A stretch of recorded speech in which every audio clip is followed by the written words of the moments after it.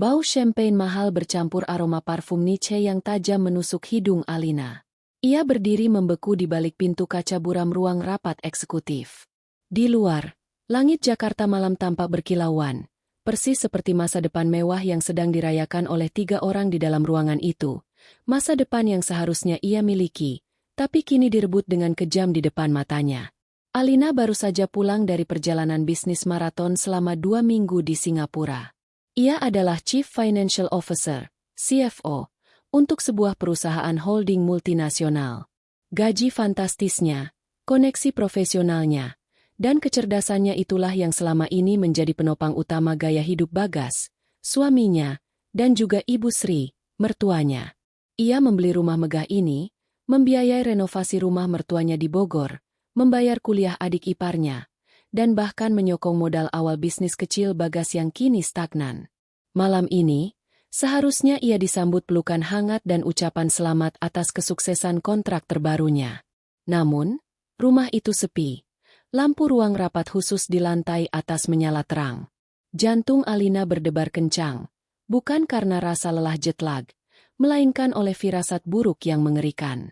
Ia mendekat, tangannya gemetar meraih pegangan pintu. Ia mendengar suara tawa melengking yang tidak asing. Suara itu adalah suara Davina. Davina, klien kelas atas yang baru-baru ini menjalin kerjasama dengan bisnis Bagas. Davina, si pewaris tunggal kerajaan properti yang kekayaannya tak berseri. Ia mendorong pintu itu. Hanya sedikit. Cukup untuk melihat. Di meja mahoni panjang, Bagas duduk berdampingan dengan Davina. Tangan Bagas melingkari pinggang Davina dengan akrab. Di seberang mereka, Ibu Sri mertua Alina tertawa renyah, menyesap wine dari gelas kristal. "Kau lihat, sayang." Bagas berbisik mesra sambil mengelus rambut Davina. "Sekarang, aku bisa memberimu yang terbaik tanpa perlu pura-pura lagi." Bisnis Alina memang sukses, tapi uangnya selalu datang dengan daftar panjang tuntutan dan ceramah. "Aku muak. Aku ingin dihormati." Davina tertawa. Suaranya tajam seperti pecahan kaca. "Tentu saja, Bagasku. Uangku, real money, tidak perlu kau sentuh. Itu hanya backup. Cukup buang saja benalu itu. Toh, dia sudah memberikanmu modal rumah dan mobil mewah ini. Anggap saja itu hadiah perpisahan darinya." Alina merasakan udara di paru-parunya menipis. Pengkhianatan Bagas sudah cukup menghancurkan. Namun, mendengar dirinya disebut benalu dan hadiah perpisahan membuat rasa sakit itu berubah menjadi amarah yang dingin. "Benalu yang mana, nak?" Sela Ibu Sri, meletakkan gelasnya dengan suara denting. "Jangan sebut nama dia. Dia itu tidak tahu diri. Padahal dari dulu aku sudah bilang ke Bagas, cari istri yang setidaknya selevel dengan keluarga kita. Bukan wanita karir yang sibuk sendiri dan menganggap semua orang berutang budi padanya karena uangnya." Bagas mengangguk. Sorot matanya yang dulu penuh cinta kini digantikan oleh rasa jijik yang telanjang. "Iya, Ma. Alina itu hanya kalkulator. Kaku, dingin, dan perhitungan. Dia pikir karena dia yang membiayai kita, dia bisa mengendalikan semua. Nah, sekarang dia akan lihat siapa yang tertawa paling akhir. Kita akan ambil hak kita dari perceraian. Paling tidak setengah dari asetnya kita punya pengacara top yang dibayar Davina." Davina mencium pipi Bagas dengan bangga. "Aku sudah atur semuanya. Dengan uang dan pengaruhku, Alina tidak akan bisa berkutik. Dia akan tahu bahwa harta dan kekuasaan adalah segalanya. Dia akan menyesal seumur hidup telah berani menampungmu, Bagas." Setiap kata adalah palu godam yang menghantam harga diri Alina, mengubahnya dari wanita karir yang berhati hangat menjadi sosok yang dikuasai dendam. Ia mundur perlahan, menutup pintu rapat-rapat tanpa suara. Kaki-kakinya terasa lumpuh. Ia tidak menangis. Anehnya, air mata itu membeku di pelupuk matanya. Ia hanya berdiri di lorong gelap itu, menghirup bau penghinaan. Benalu, kaku dan perhitungan? Mereka baru saja salah besar. Mereka baru saja membangunkan iblis yang sangat perhitungan. "Baiklah, Bagas," gumam Alina, suaranya serak. "Jika kau ingin kehancuran, Jika Mama Sri mendukung penghinaan ini, dan jika kau, Davina, ingin mengajariku tentang harta dan kekuasaan, fine. Aku akan pastikan kalian mendapatkan pelajaran yang sangat mahal. Pada malam itu, Alina, sang CFO cerdas, tidak lagi melihat perpisahan ini sebagai kegagalan rumah tangga. Ia melihatnya sebagai proyek bisnis terbesar dalam hidupnya. Proyek dengan satu tujuan, likuidasi total Bagas, Davina, dan semua yang mereka miliki, dilakukan dengan keanggunan, akurasi, dan tanpa meninggalkan jejak emosi sedikit pun. Ia kembali ke kamar, bukan untuk mengemasi pakaiannya, tetapi untuk mengambil laptop pribadinya, yang berisi semua data finansial, password rekening, dan yang terpenting, file-file rahasia tentang kelemahan sistem yang pernah ia kelola. Pukulan telah dilayangkan. Kini, giliran Alina keesokan harinya. Suasana rumah yang megah itu terasa aneh. Alina turun dengan penampilan profesional seperti biasa. Setelan blazer hitam yang rapi menutupi api yang membakar di dalam dadanya. Bagas dan Davina sudah menunggu di ruang makan, ditemani Ibu Sri yang wajahnya terlihat puas dan sedikit cemas. Bagas memulai pembicaraan dengan nada yang dipaksakan serius, seolah-olah ia adalah korban, bukan pelaku. Alina, aku pikir kita harus bicara tentang perpisahan ini. Alina duduk tegak.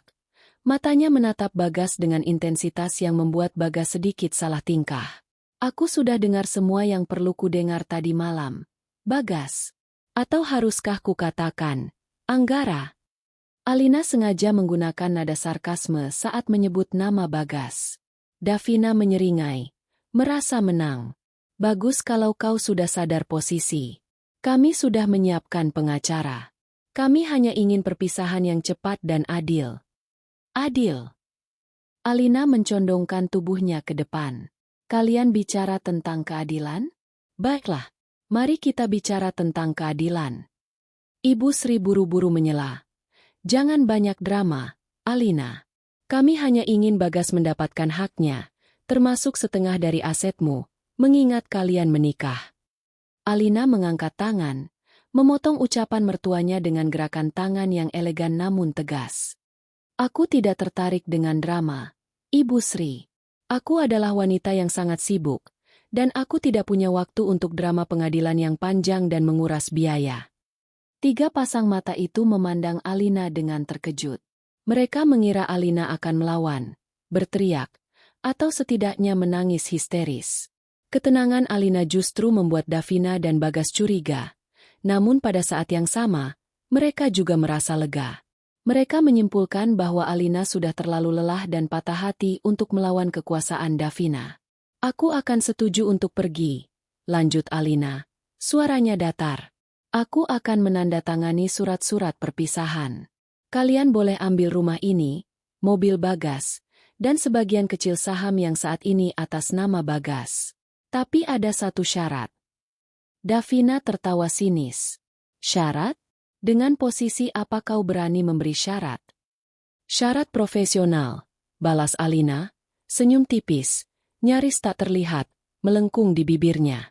Aku ingin Bagas menyerahkan semua dokumen keuangan yang selama ini aku kelola atas namanya. Semua data investasi dan aset, termasuk rekam jejak modal yang pernah aku suntikan ke bisnisnya.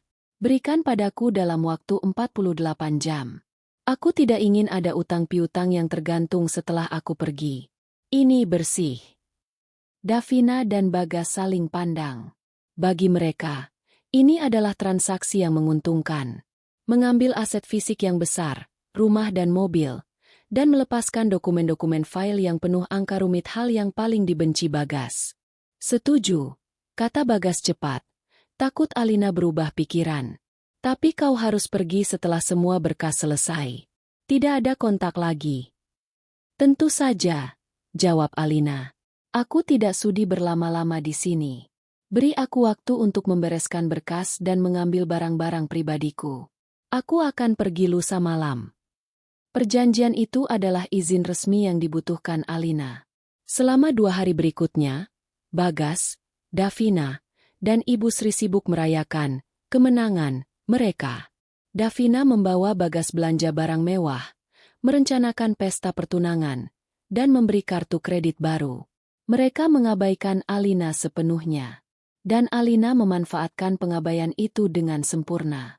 Malam pertama, setelah memastikan semua orang di rumah sudah tidur, Alina menjalankan operasi deep clean. Ia adalah seorang CFO, dan ia tahu persis di mana kerentanan finansial Bagas dan Davina bersembunyi. Langkah pertama, pemisahan jaringan. Di ruang kerjanya, Alina dengan sigap mengakses server rumah dan jaringan Wi-Fi yang selama ini ia kelola. Ia menghapus semua backdoor digital yang ia tanam untuk memantau keamanan, tetapi sebelum dihapus, ia mengunduh salinan lengkap semua email dan pesan teks Bagas yang berhubungan dengan Davina dan Ibu Sri bukan untuk sentimental, tetapi untuk bukti konspirasi di masa depan. Langkah kedua, menarik investasi tersembunyi. Alina kemudian membuka rekening investasi pribadi yang Bagas bahkan tidak tahu keberadaannya. Selama bertahun-tahun, setiap kali Bagas memintanya menyuntikkan dana ke bisnisnya, Alina selalu melakukannya melalui perusahaan cangkang yang ia kendalikan. Malam ini, ia menarik semua aset cair dari perusahaan cangkang itu, membuat modal Bagas terlihat stabil di permukaan, namun rapuh di bawahnya. Langkah ketiga, amunisi terbaik. Fokus utama Alina adalah mencari kelemahan fatal Davina. Melalui koneksi perbankan tingkat tinggi, Alina tahu persis Davina punya celah dalam laporan pajak perusahaan propertinya yang besar. Di bawah tumpukan dokumen keuangan Bagas yang diberikan kepadanya, yang ternyata sangat berantakan dan tidak profesional, Alina menemukan sebuah USB drive lama. Itu adalah data akuntansi yang dulu Bagas minta tolong rapikan darinya untuk proyek bisnis dengan Davina tahun lalu. Di dalamnya, Alina menemukan apa yang ia cari. Bukti transfer dana ilegal dalam jumlah besar antara perusahaan Davina dan pejabat publik tertentu, sebuah dokumen yang jika bocor, tidak hanya akan menghancurkan Davina secara finansial, tetapi juga menjebloskannya ke penjara. Alina menyalin semua data itu ke hard drive terenkripsi miliknya, lalu memformat USB drive asli, meletakkannya kembali di tempat semula. Ketika fajar menyingsing di hari terakhirnya di rumah itu, Alina sudah mengantongi amunisi berupa bukti konspirasi emosional, kelemahan finansial Bagas, dan bom waktu hukum Davina. Siang harinya, ia mengemasi koper. Hanya berisi pakaian dan barang-barang pribadi. Ia meninggalkan semua perhiasan mahal dan barang branded yang dibelinya dengan uangnya sendiri. Bagas dan Davina boleh mengambil benda mati itu. Alina hanya membawa satu hal, kekuatan untuk menghancurkan hidup mereka selamanya. Tepat pukul 22. Sebuah taksi mewah datang menjemputnya. Ia keluar dari rumah yang dulunya adalah sarangnya, sekarang menjadi kandang yang penuh pengkhianat. Ia melihat ke belakang. Bagas, Davina, dan Ibu Sri sedang tertawa di kolam renang sambil menikmati champagne. Alina tersenyum dingin. Selamat menikmati rumah itu, Bagas. Karena sebentar lagi, itu saja yang akan tersisa dari hidupmu. Ia masuk ke taksi. Bagas telah menyerahkan dokumen yang dia minta, termasuk kontrak pinjaman kecil yang tidak penting. Bagas pikir Alina hanya seorang akuntan yang terlalu peduli pada angka. Mereka tidak tahu, dengan memberikan dokumen itu, mereka baru saja memberikan panduan instruksi lengkap kepada Alina tentang cara membongkar setiap bagian kehidupan mereka, satu persatu. Perjalanan balas dendam baru saja dimulai. Pintu taksi tertutup, membawa Alina menjauh dari kemewahan palsu yang dulu ia biayai. Ia tidak menuju hotel atau rumah sakit untuk menyembuhkan luka batin. Alina menuju sebuah apartemen minimalis yang sunyi di jantung pusat bisnis, tempat yang ia beli diam-diam bertahun-tahun lalu sebagai dana darurat, sebuah kebiasaan perhitungan yang dulu dicemooh oleh Bagas dan Ibu Sri. Di dalam ruangan itu, Alina tidak melihat cermin, tidak ada waktu untuk meratapi wajah yang dihina. Ia hanya melihat kalender digitalnya. Di atasnya, ia menulis satu kata dalam huruf kapital, restrukturisasi. Bagi Alina, balas dendam bukanlah pelampiasan emosi, melainkan sebuah proyek merger and acquisition terbalik akuisisi atas takdir Bagas dan Davina, lalu pengambil alihan kendali untuk menghancurkannya. Dan setiap proyek butuh modal, perencanaan, dan waktu. Selama 9 bulan berikutnya, Alina menghilang dari radar. Ia menonaktifkan akun media sosial pribadinya, mengganti nomor telepon, dan hanya berkomunikasi melalui saluran profesional yang terenkripsi. Ia menjalani kehidupan yang brutal dan disiplin. Ia menjual aset-aset kecil yang tidak penting untuk mendapatkan modal cash flow instan, lalu mengalokasikan seluruh energinya untuk dua hal, menguatkan image dan memperkuat amunisi. Menguatkan image. Alina memutuskan bahwa level kekayaan yang dimiliki Davina hanya berada pada tingkatan uang lama, warisan, yang mudah goyah. Jika ia ingin tak terjangkau, ia harus menciptakan uang pintar yang bergerak di luar jangkauan Davina. 1. Sertifikasi elit. Alina menggunakan koneksinya yang tersisa dan reputasi profesionalnya untuk mendapatkan sertifikasi paling eksklusif di bidang private equity dan international corporate law. Ini memberinya otoritas untuk bergerak di pasar global, di mana Davina hanya bermain di pasar properti domestik. 2. Perusahaan konsultasi rahasia. Ia mendirikan sebuah firma konsultasi keuangan dan risk management bernama Ares Global Solutions.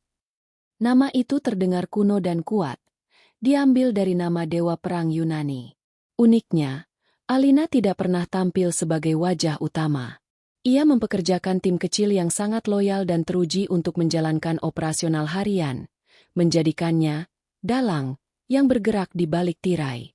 Kliennya hanya ultra high net worth individuals dan perusahaan besar yang memiliki masalah keuangan rumit yang tidak bisa diselesaikan oleh bank konvensional. 3. Penampilan dan aura. Ia mengubah total gaya berpakaiannya. Tidak lagi gaun mewah yang mencolok, melainkan setelan khusus yang dibuat penjahit Eropa, berwarna gelap, tanpa perhiasan mencolok, hanya jam tangan mahal yang sangat fungsional. Wajahnya selalu tenang, matanya tajam, memancarkan aura kemampuan dan ketenangan dingin yang mengintimidasi. B. Memperkuat amunisi. Sementara ia membangun Ares Global Solutions, Alina secara rutin mengawasi pergerakan Bagas dan Davina. Ia tahu bahwa keserakahan adalah musuh mereka. Davina merasa sangat percaya diri dengan kekayaan barunya, mulai melakukan investasi di luar bidang properti atas saran Bagas.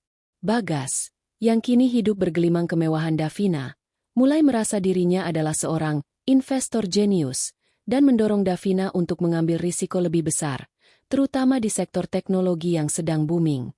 Alina, melalui tim analisnya, memantau gelembung investasi ini. Davina membeli saham di beberapa perusahaan startup yang tampak menjanjikan tetapi sebenarnya rapuh secara fundamental. Alina segera menyadari, Davina dan Bagas sedang membangun rumah mereka di atas pasir. Suatu sore, Alina menerima panggilan dari mantan rekan kerjanya di masa lalu, seseorang yang sangat berpengaruh di dunia perbankan swasta. Rekan kerjanya tersebut bercerita tentang kasus klien yang sangat sensitif. Sebuah krisis likuiditas mendadak yang mengancam sebuah grup properti besar. Nama grup properti itu adalah Adi Jaya Property Group. Alina menyadari kaitan nama itu adalah perusahaan keluarga yang dikelola oleh ayah Davina, dan yang kini akan diwariskan kepada Davina. Davina, yang sombong, ternyata tidak menyadari bahwa bisnis keluarganya berada di ambang kehancuran rahasia. Krisis ini adalah akibat dari salah urus dan utang yang tersembunyi. Alina melihatnya bukan sebagai masalah, melainkan sebagai pintu masuk. Ia menerima tantangan tersebut, mengabaikan fakta bahwa ia akan berurusan dengan musuh terbesarnya. Ia meyakinkan mantan rekannya bahwa Ares Global Solutions adalah satu-satunya entitas yang bisa menyelamatkan perusahaan itu dari kebangkrutan total, dengan syarat kerahasiaan mutlak. Tugasnya menyelamatkan perusahaan keluarga Davina, mempelajari setiap kelemahan strukturalnya, dan kemudian, jika waktunya tepat, menjatuhkannya dari dalam. Ini adalah uji coba yang sempurna, gumam Alina pada dirinya sendiri, menatap laporan keuangan Adi Jaya Property Group di layar. Laporan yang ia pahami luar dalam hitungan jam, jauh lebih baik daripada Davina yang hanya menikmati kekayaannya. Bagas, Davina, dan Ibu Sri mungkin berpikir Alina sedang menangis di sudut apartemen kecil. Mereka tidak tahu bahwa Alina sedang duduk di balik meja kerja yang dikelilingi layar monitor, merancang kontrak penyelamatan yang akan menjadi kontrak kematian bagi kekayaan mereka. Dalam beberapa minggu, Alina siap melakukan kontak pertama. Ia akan mendekati Davina sebagai penyelamat anonim, seorang konsultan keuangan yang sangat dibutuhkan. Dan ketika Davina mengulurkan tangan meminta bantuan, Alina akan menggenggamnya, tetapi bukan untuk menariknya keluar, melainkan untuk memaksanya jatuh bersama dirinya sendiri. Alina menutup laptopnya. Operasi balas dendam telah selesai fase perencanaan. Kini saatnya eksekusi. 9 bulan telah berlalu sejak Alina meninggalkan rumahnya. 9 bulan yang penuh dengan kemewahan tak terbatas bagi Bagas, Davina, dan Ibu Sri. Mereka hidup di bawah ilusi bahwa mereka telah menang besar, mengambil aset, menyingkirkan benalu, dan hidup dengan nyaman di bawah payung kekayaan Davina. Mereka bahkan tidak pernah lagi menyebut nama Alina, menganggapnya sebagai sejarah yang menyedihkan. Namun, di balik layar, gelembung kesenangan itu mulai menunjukkan retaknya. Davina mulai merasakan tekanan pada likuiditas perusahaan warisannya, Adi Jaya Property Group, persis seperti yang diprediksi Alina.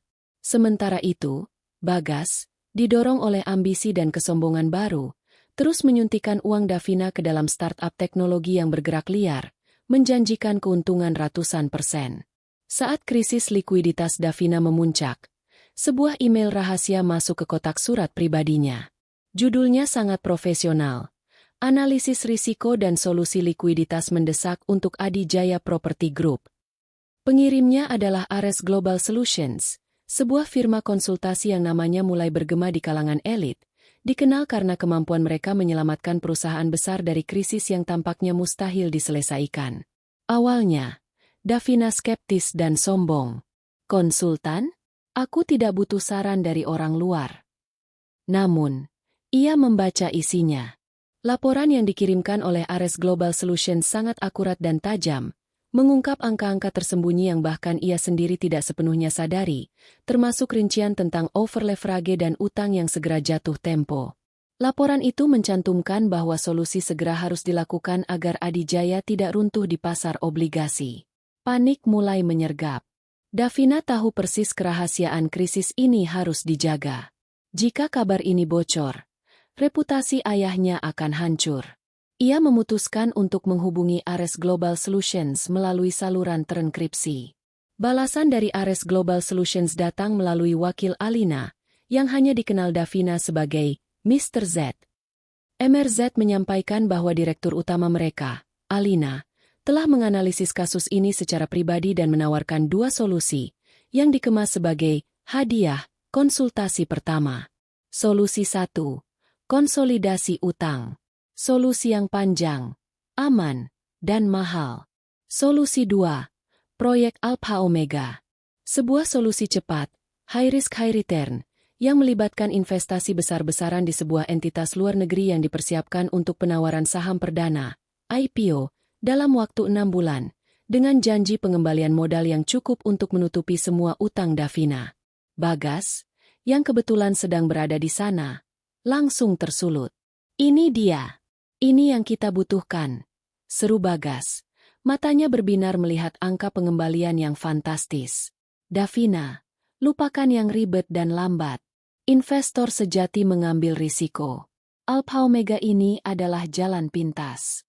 Itu firma Ares pasti melihat kita sebagai klien besar dan memberikan deal terbaik mereka. Davina, yang karakternya serakah dan selalu mencari jalan termudah menuju keuntungan, terpengaruh oleh kepercayaan diri Bagas. Ia lupa bahwa dia sedang menghadapi masalah yang sangat serius dan seharusnya memilih jalur yang aman. Tapi siapa direktur utama Ares ini? Tanya Davina, sedikit curiga. Kami adalah konsultan yang mengutamakan kerahasiaan. Jawab MRZ dengan dingin melalui sambungan konferensi. Direktur kami hanya berkomunikasi melalui hasil dan data. Yang perlu Anda tahu, Davina, adalah bahwa kami mampu menyelamatkan perusahaan Anda dan bahkan meningkatkan kekayaan Anda dalam prosesnya. Keputusan ada di tangan Anda. Keserakahan mengalahkan kehati-hatian. Davina menandatangani perjanjian dengan Ares Global Solutions, setuju untuk menyuntikkan dana dalam jumlah signifikan ke dalam proyek Alpha Omega. Yang tidak mereka ketahui, proyek Alpha Omega adalah gelembung investasi yang sepenuhnya dibuat dan dikendalikan oleh Alina. Itu dirancang agar terlihat sempurna dan menjanjikan, tetapi intinya adalah sebuah skema Ponzi yang legal, diciptakan khusus untuk menarik uang Davina dan menguncinya di tempat yang tak bisa disentuh. Alina tahu kehancuran Davina harus disertai kehancuran psikologis Bagas dan Ibu Sri. Untuk memastikan mereka juga tenggelam dalam rencana ini, Alina membuat langkah kecil dan licik. Melalui Mr. Z, Alina memberikan satu lagi hadiah. Saran investasi yang konon, terbaik di kelasnya, untuk Bagas, sebagai bonus atas kemitraan dengan Davina.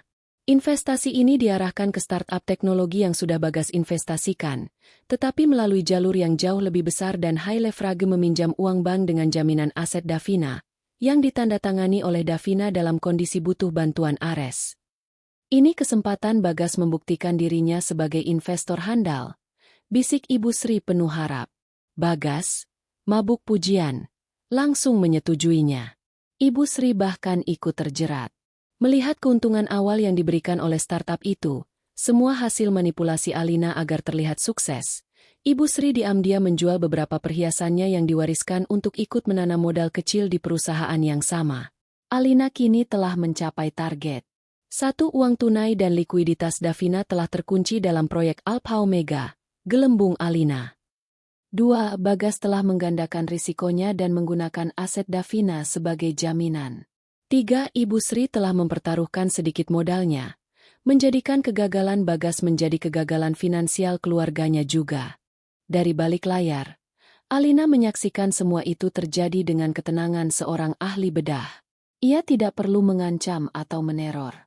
Ia hanya perlu menyajikan kesempatan pada orang serakah, dan mereka akan menghancurkan diri mereka sendiri. Kini, yang tersisa hanyalah menunggu. Menunggu gelembung itu membesar hingga siap untuk diledakkan. Waktu adalah instrumen paling tajam di tangan Alina. Selama 6 bulan penuh, ia membiarkan Bagas dan Davina mabuk dalam ilusi kekayaan. Uang Davina mengalir deras ke proyek Alpha Omega, yang dikelola oleh tim Ares Global Solutions Team yang sepenuhnya setia pada Alina. Bagas semakin sombong, berkoar-koar di hadapan Ibu Sri dan teman-temannya tentang kejeniusannya dalam investasi teknologi. Padahal ia hanya menekan dokumen yang dipersiapkan oleh Alina. Davina, meskipun masih memiliki keraguan, terbuai oleh laporan palsu yang indah dari Ares, yang menunjukkan pertumbuhan investasi yang eksplosif. Kepercayaan diri Davina berada pada titik tertinggi yang berbahaya. Hari yang ditunggu tiba, hari di mana proyek Alpha Omega seharusnya mencapai puncak IPO-nya. Davina dan Bagas menggelar pesta perayaan mewah di rumah yang dulunya dibeli oleh Alina. Mereka mengundang seluruh kolega, media bisnis, dan tentu saja, Ibu Sri yang kini bangga setengah mati. Di tengah keramaian, Davina menerima telepon dari MRZ. "Selamat, Davina." Suara MRZ terdengar dingin. "Waktu Takedown telah tiba." Davina tertawa keras. Ia pikir ini adalah berita tentang keuntungan yang akan mereka raih. "Bagus. Berapa keuntungan kita?" "Keuntungan yang sesuai dengan risiko yang Anda ambil," jawab MRZ. "Nol." Faktanya, proyek Alpha Omega sudah dibubarkan. Semua aset cairnya telah dipindahkan, sesuai dengan klausa risiko tinggi yang Anda tanda tangani dalam kontrak. Davina seketika pucat. Ia terhuyung. "Apa maksudmu?" Di mana semua uangku?" "Sesuai kontrak, uang itu adalah kompensasi atas kerugian risiko yang diambil oleh pihak investor. Uang itu sekarang aman, di tangan pihak yang bertanggung jawab atas risiko tersebut." Bagas, mendengar teriakan Davina, bergegas mendekat. "Apa yang terjadi?" "Hei, jangan main-main. Aku adalah pemegang saham di situ." "Anda, Tuan Bagas?" Suara MRZ berubah, kini lebih tajam dan mendominasi. "Anda hanya kaki tangan yang menekan dokumen jaminan. Jaminan yang sekarang sedang dicairkan oleh Bank X untuk menutupi utang investasi Anda di startup teknologi itu. Startup itu baru saja mengumumkan kebangkrutan beberapa jam yang lalu." Pada saat yang sama, tablet Davina berdering. Notifikasi darurat dari bank.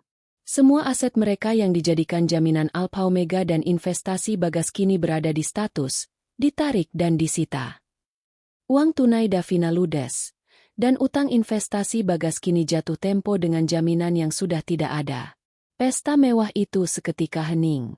Tiba-tiba, sebuah video konferensi besar menyala di layar proyektor ruang pesta, yang tadinya digunakan untuk menampilkan presentasi bisnis Bagas yang fake. Di layar, muncul sosok yang tidak asing, namun jauh lebih kuat dan dingin dari yang mereka ingat. Alina. Alina duduk di kursi eksekutif yang tinggi, mengenakan setelan gelap sempurna. Tidak ada senyum kemenangan, hanya ekspresi kekuasaan yang mutlak. Di sampingnya duduk pengacara yang paling ditakuti di kota itu, serta beberapa pejabat dari lembaga pengawas keuangan. Selamat malam, Bagas, Davina, Ibu Sri. Suara Alina tenang, membelah keheningan yang mematikan. Saya harap kalian menikmati sedikit waktu kemenangan yang kuberikan. Sekarang, waktunya untuk penagihan. Davina berteriak histeris. Alina? Kau yang mendalangi Ares Global Solutions? Kau menjebakku. Alina mengangguk kecil. Tentu saja. Siapa lagi yang cukup bodoh untuk memberimu tawaran yang terlalu bagus untuk menjadi kenyataan? Tapi jangan khawatir, Davina. Aku menjebakmu dengan caramu sendiri dengan keserakahanmu dan kontrak yang kau tanda tangani sendiri. Semua legal. Semua elegan. Bagas maju dengan wajah merah. Kau wanita gila. Kau tidak bisa mengambil segalanya. Rumah ini milik kami. Benarkah? Tanya Alina retoris. Ia melirik pengacaranya. Tolong tampilkan berkas B, Tuan. Di layar, muncul salinan akta rumah yang jelas menunjukkan nama Alina sebagai pemilik tunggal. Kemudian, muncul serangkaian dokumen transfer bank. 2 tahun lalu, Bagas meminta padaku untuk memindahkan hak properti rumah ini ke namanya untuk tujuan pajak. Aku menolak. Namun, aku setuju membuat perjanjian pinjaman hipotek yang sangat spesifik, di mana rumah ini digunakan sebagai agunan pinjaman besar atas nama perusahaanku. Jika terjadi perceraian atau pembubaran aset, seluruh nilai rumah akan langsung ditarik sebagai pelunasan pinjaman itu. Aku membiarkan kalian tinggal di sana, tanpa kusentuh. Tapi sekarang, saatnya aku melunasi hutangku. Pengacara Alina berbicara, suaranya seperti bilah pisau. Efektif malam ini, sesuai kontrak pinjaman yang ditandatangani oleh Tuan Bagas saat mengajukan modal ke perusahaan Ibu Alina, rumah ini, mobil, dan aset lainnya sudah beralih kepemilikan. Kami memberi waktu 24 jam untuk mengosongkan properti atas nama Bank X yang kini memegang hak lelang. Wajah Bagas berubah dari marah menjadi ketakutan yang dingin. Alina tidak selesai. Ia beralih ke Davina. Tatapannya menusuk. Aku tahu kehancuran finansial tidak cukup untukmu. Davina, kau punya ayahmu.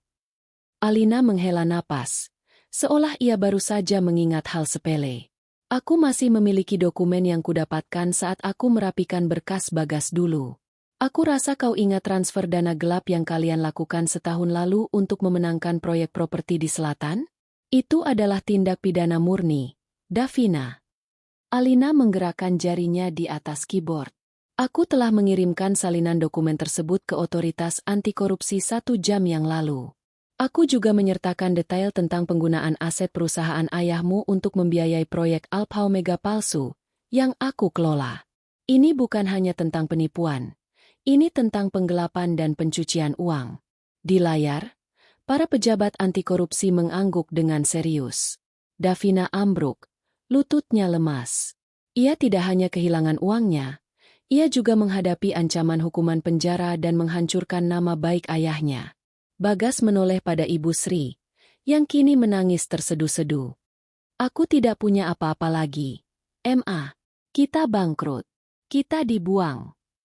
Alina menutup laptopnya. Wajahnya tetap tenang. Ini bukan balas dendam, Bagas. Ini adalah penutupan akun. Kalian menyebutku benalu, kalkulator, dan wanita yang hanya peduli pada uang. Sekarang, kalian lihat betapa berbahayanya kalkulator yang tahu cara menghitung kerugian. Pesta perayaan itu berakhir dengan sirene polisi yang menderu di kejauhan. Siren itu bukan hanya pertanda penangkapan, tetapi juga melodi kemenangan bagi Alina. Suasana yang mencekam masih menggantung di udara setelah sirene polisi merenggut Davina dan Bagas dari tengah pesta pora mereka yang berubah menjadi mimpi buruk. Lampu-lampunya masih gemerlap, sisa-sisa champagne mahal berserakan. Namun keheningan yang tersisa terasa lebih memekakan telinga daripada teriakan apapun. Ibu Sri, yang selama ini menjadi pendukung utama pengkhianatan Bagas dan pencemooh terbesar Alina, kini duduk sendirian di sofa mahal ruang tamu, memegangi kepalanya. Gaun malamnya tampak lusuh, dan riasan wajahnya luntur oleh air mata ketakutan. Keluarga Sri selama bertahun-tahun hidup di bawah ilusi bahwa kemewahan Bagas adalah hasil kerja keras anaknya. Padahal, yang terjadi adalah Bagas hanya menjalankan bisnis kecil yang stagnan. Dan Ibu Sri menikmati status sosial serta kemudahan finansial mutlak dari gaji Alina. Alina membiayai pengobatan kakaknya, menyekolahkan adik iparnya, dan menaikkan gengsi keluarga Sri di mata tetangga. Kini, show itu berakhir. Keesokan harinya, Ibu Sri ditelepon oleh adik-adiknya, bukan untuk memberi dukungan, melainkan untuk menagih. "Mbak Sri, bagaimana ini?" Suara adik iparnya panik. "Uang sekolah anak-anakku yang kau janjikan. Kenapa tiba-tiba macet? Dan bagaimana dengan cicilan rumah baru yang katanya Bagas urus?" Ibu Sri hanya bisa menjawab dengan suara gemetar. Bagas sedang ada masalah. Semua asetnya disita. Alina mengambil semuanya kembali." "Alina?" Adik iparnya mendesis marah. "Lalu kenapa kamu malah menyuruh Bagas menceraikannya? Kami semua bilang Alina itu memang perhitungan. Tapi dialah yang menopang kita. Kau dan Bagas buta karena uang si Davina itu. Sekarang, kita semua yang kena getahnya." Telepon demi telepon masuk. Keluarga besar yang selama ini diurus dan didanai oleh Alina kini berbalik menuntut. Mereka yang dulu memuji Bagas dan mendukungnya meninggalkan Alina, kini menyalahkan Bagas atas kebutaan dan keserakahannya. Mereka marah pada Ibu Sri yang mendukung penghinaan terhadap Alina, yang mereka sebut sebagai pintu rezeki keluarga. Ironi yang paling kejam adalah, Bagas dan Ibu Sri berpikir mereka mencari kekayaan sejati dari Davina, padahal mereka baru saja membuang keamanan finansial yang solid dari Alina. Pukulan kedua datang dari lingkungan sosial. Berita tentang kehancuran Davina, penggelapan pajak, dan penangkapan Bagas menjadi headline di media bisnis. Meskipun nama Alina tidak pernah muncul, rumor menyebar cepat di kalangan sosialita bahwa kehancuran itu terkait dengan istri pertama Bagas yang cerdas dan kejam. Teman-teman sosialita Ibu Sri, yang dulunya sering berkumpul di rumah megah itu, tiba-tiba menghilang.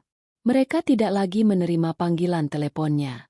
Mereka takut citra mereka akan tercoreng jika berdekatan dengan keluarga yang sedang terjerat masalah hukum dan kebangkrutan. Ibu Sri, yang selama ini sombong dan berlagak paling kaya, kini terisolasi. Ia harus menghadapi kenyataan bahwa ia bukan hanya kehilangan kenyamanan materi, tetapi juga kehilangan harga diri. Momen terendah Ibu Sri terjadi saat ia harus mengosongkan rumah megah itu dalam 24 jam, sesuai ultimatum dari pengacara Alina. Ia mengemas barang-barangnya dalam keadaan bingung, meratapi setiap sudut rumah yang ia anggap miliknya. Ketika ia berjalan keluar dari gerbang, rumah itu terasa dingin dan kosong, tidak ada Bagas yang membela, tidak ada Davina yang memberikan janji manis. Yang ada hanya tatapan kasihan dari penjaga keamanan yang tahu persis siapa pemilik sejati rumah itu.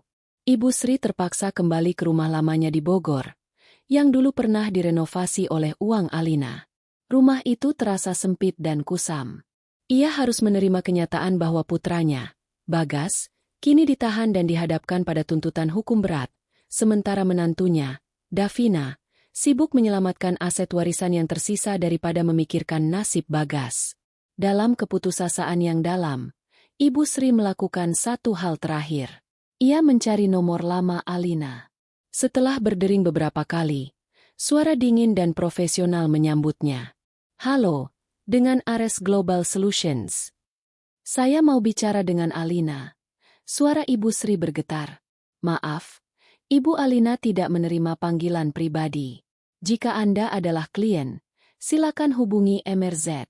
Jika ada pesan lain, tolong sampaikan padanya."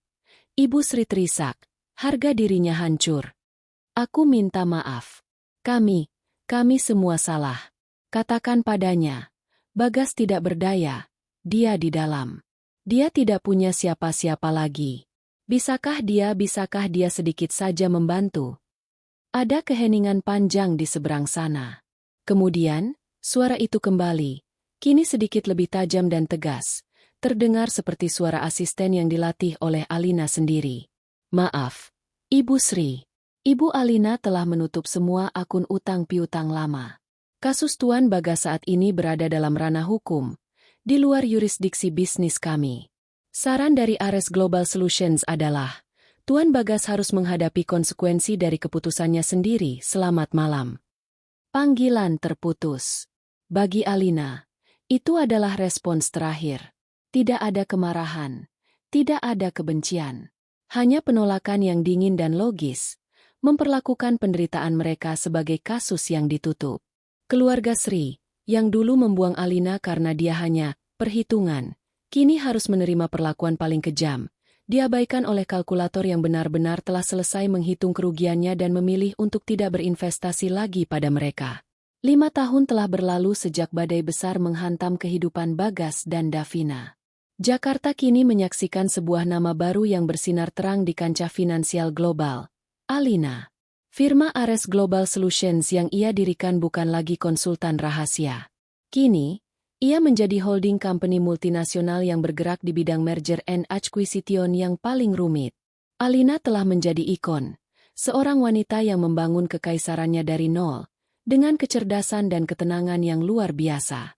Ia adalah wajah dari kekuatan yang bersih yang tidak pernah menggunakan emosi, hanya logika, untuk mencapai puncak. Alina kini tinggal di penthouse mewah dengan pemandangan kota 360 derajat. Ruangan kerjanya dipenuhi buku-buku strategi dan seni perang, bukan barang-barang branded.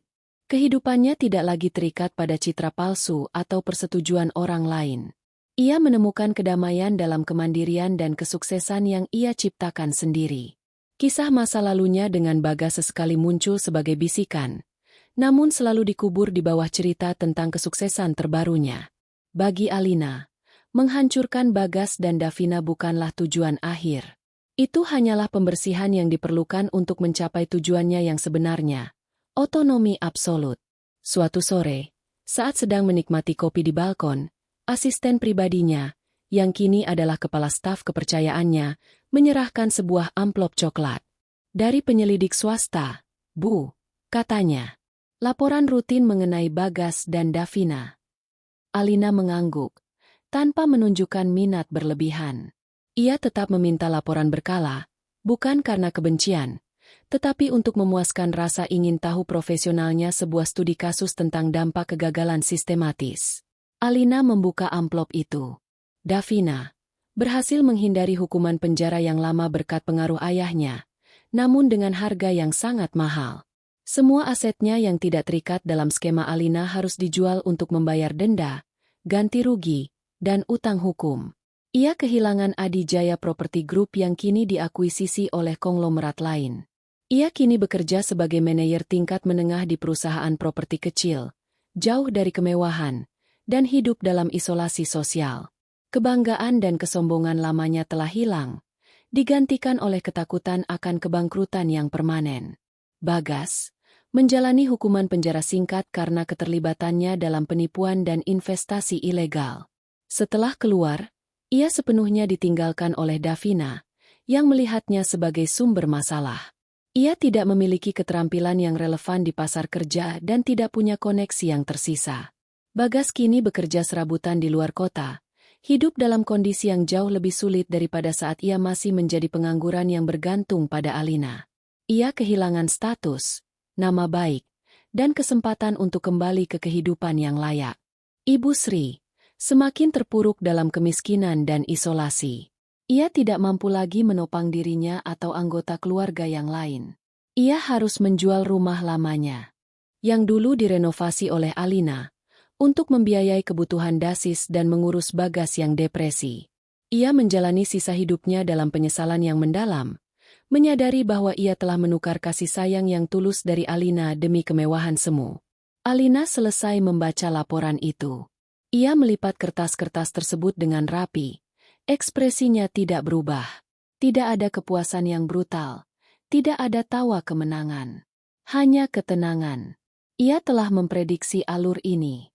Sore itu, Alina mendapat kunjungan dari seorang kolega lama yang juga mantan mentornya. Seorang pria yang mengerti perjuangan dan kecerdasannya. "Kau benar-benar menghancurkan mereka," kata mentornya, setelah membaca sekilas berita tentang kebangkrutan total Davina. "Tapi kau melakukannya dengan cara yang paling bersih. Kau tidak melanggar hukum. Kau hanya menggunakan hukum dan kontrak untuk menghukum keserakahan mereka. Itu elegan." Alina tersenyum. Senyum tulus yang jarang ia tunjukkan. "Kemenangan sejati bukanlah saat melihat mereka jatuh, Tuan. Kemenangan sejati adalah saat aku menyadari bahwa aku tidak membutuhkan mereka, bahkan untuk merasa bahagia."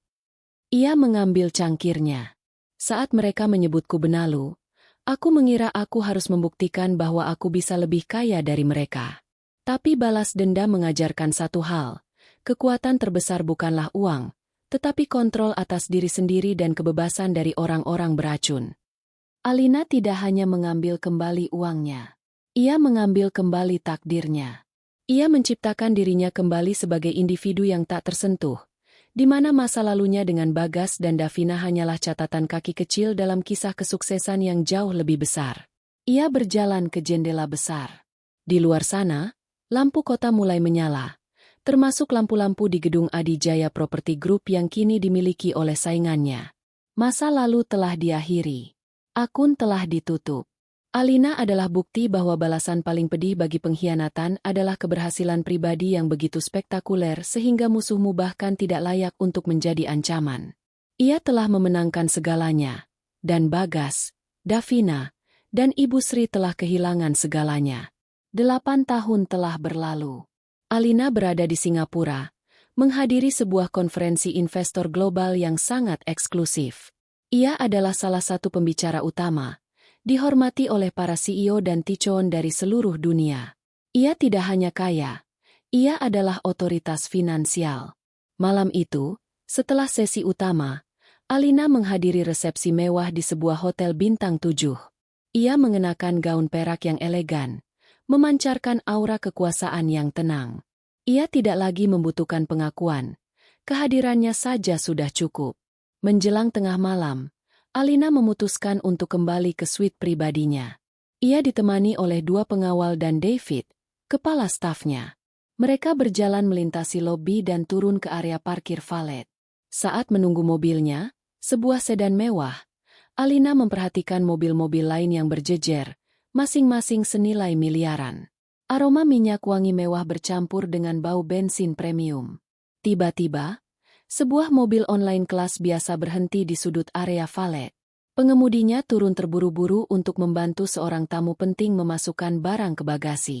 Saat pria itu berbalik, sinar lampu garasi yang tajam jatuh tepat di wajahnya. Waktu seolah membeku. Sosok itu tampak lebih tua, lelah, dan tubuhnya membungkuk. Pakaiannya adalah kemeja polo murahan yang kusam dan celana bahan yang sudah usang. Matanya mengandung keputusasaan yang mendalam. Itu adalah Bagas. Bagas, mantan suaminya. Pria yang meninggalkannya karena mengira ia bisa mendapatkan hidup yang lebih baik dengan Davina. Bagas sedang bekerja sebagai sopir online untuk mendapatkan uang tambahan malam itu. Ia tidak mengenali Alina pada pandangan pertama. Bagaimana mungkin ia mengira wanita anggun yang dikelilingi pengawal di area valet eksklusif ini adalah mantan istrinya yang dulu ia hina? Namun, ketika Alina melangkah maju sedikit, dan cahaya lampu menyorot wajahnya yang tak lekang oleh waktu dan kini lebih berwibawa, Bagas tersentak. Seluruh tubuhnya menegang, seolah ia baru saja melihat hantu yang mengenakan berlian. Kepala Bagas tertunduk, rasa malu dan kehancuran melanda dirinya seperti tsunami. Ia ingin lari, tetapi kakinya terpaku. Alina berdiri diam. Ia tidak menunjukkan ekspresi terkejut, marah, atau bahkan kasihan. Ia melihat Bagas bukan sebagai mantan suaminya, melainkan sebagai data yang valid sebuah hipotesis kegagalan yang kini terbukti kebenarannya. Pengawal Alina, menyadari ketegangan yang aneh, bergerak maju, siap melindungi Alina. Alina mengangkat tangannya sedikit, memberi isyarat agar pengawal tetap di tempatnya. Ia menatap Bagas dari jarak 5 langkah. Tidak ada cemoohan di matanya, hanya ketenangan absolut. Bagas, suara Alina pelan, tetapi sangat jelas di keheningan garasi itu. Bagas mengangkat wajahnya yang penuh keringat. Alina.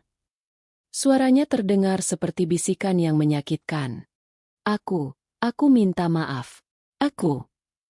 Alina memotongnya. Tidak membiarkan kata-kata penyesalan itu merusak momen kemenangannya. Tidak perlu, Bagas. Permintaan maafmu sudah tidak relevan. Aku hanya ingin memastikan satu hal. Ia berjalan 1 langkah lebih dekat. Bagas gemetar. Aku ingat kau, Davina, dan Ibu Sri pernah mengatakan bahwa aku adalah benalu yang menghambat kemajuanmu.